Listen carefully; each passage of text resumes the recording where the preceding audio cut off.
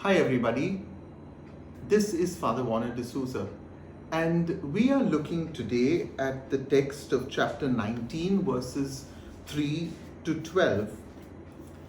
With his teaching on community ethics now done and dusted, Jesus leaves his headquarters in Galilee and heads south to Judea. This incident in today's gospel takes place several months prior to his final trip to Jerusalem, where he will be crucified. Having already set in motion the plan to kill Jesus, the Pharisees are now stacking up evidence to use against him. They have come to test him.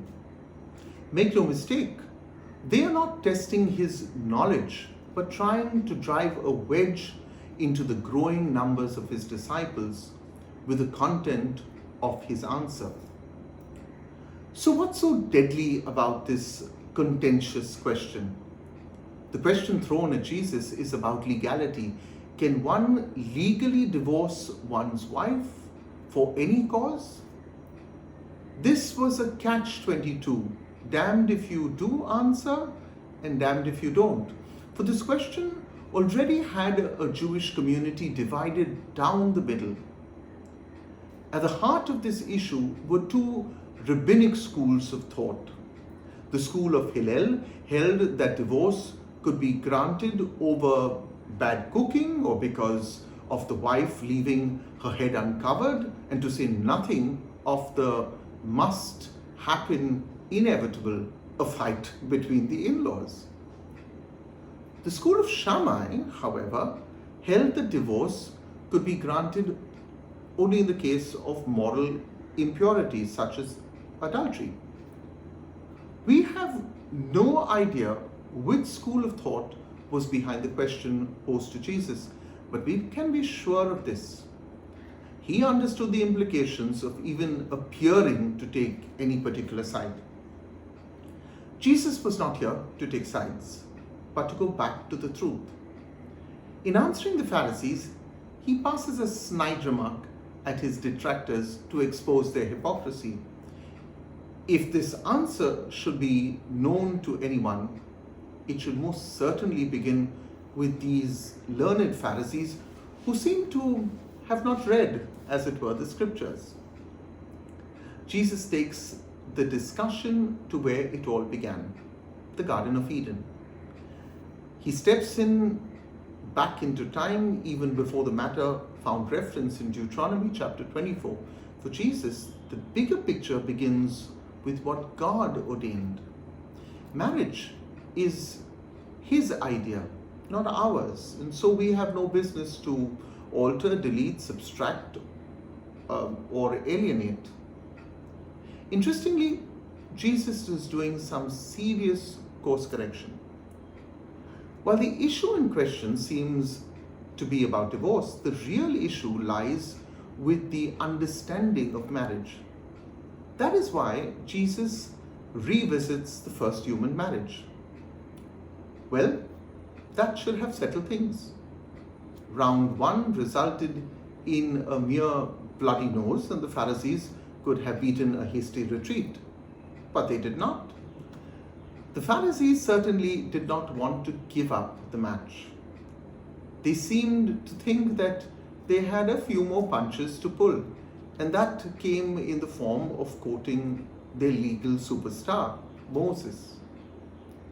So then, did the great patriarch Moses get it all wrong when he permitted a certificate of divorce? For Jesus, this question posed no challenge. The Pharisees seemed to have missed out something very crucial, and herein lies the answer. They had turned a concession given by Moses to be lived as a command. Moses had never overturned the fundamental command of God, and neither had God changed his mind on the matter. Perhaps the thoughts that run in our mind are the same as those of the disciples seen in verse 10. If such is the case, it is better not to marry. The disciples, like us, speak from the human experience of the difficulties faced in marriages. Does getting married make any sense at all? So let's understand the point being made. Marriage is not some social obligation that we commit ourselves to. It requires discernment, for not everyone can live its challenges. Having said that, we must accept that what's difficult is not always impossible.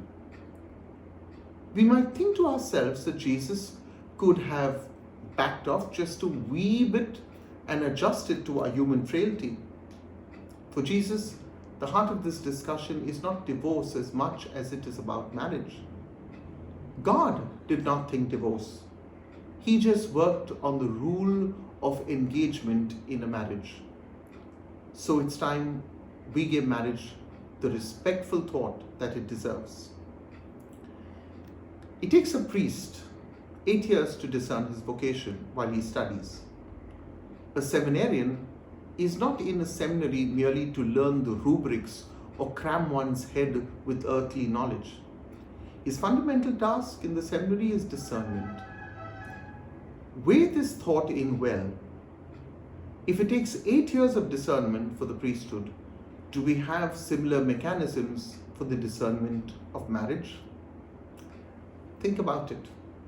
And if you like this teaching on marriage and divorce, share it with all your friends, because all it takes is really a click of a button and you spread the good news. God bless you. Have a blessed day.